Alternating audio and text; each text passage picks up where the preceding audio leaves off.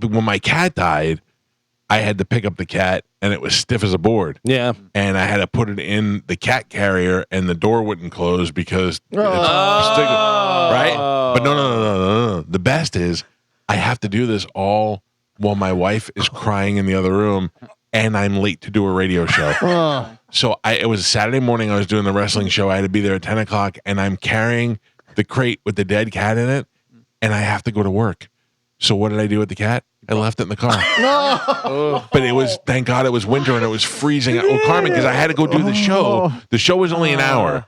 So I only had to leave the cat in the car for an hour. But it was freezing outside. So it wasn't like hot out where the cat was going to decompose in my car. Then the worst is, do you know where we buried it? So we Amanda and I lived in an apartment and we had no yard to bury it in. So we drove to my in-laws' house. They had a condo, but it had a backyard.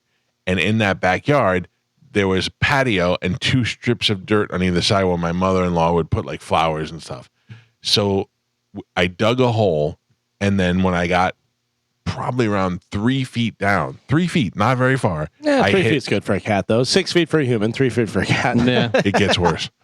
3 feet down, I hit rock, and it's all underneath the property, so I can't do anything. My wife is insisting that the cat, we just throw it in the hole, I think, and put dirt on top of it, or wrap in a blanket and put it in there.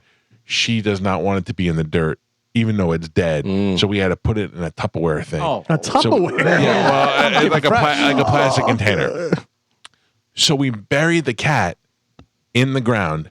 Now, a plastic container for Tupperware is probably like 2 feet thick in a 3 feet hole.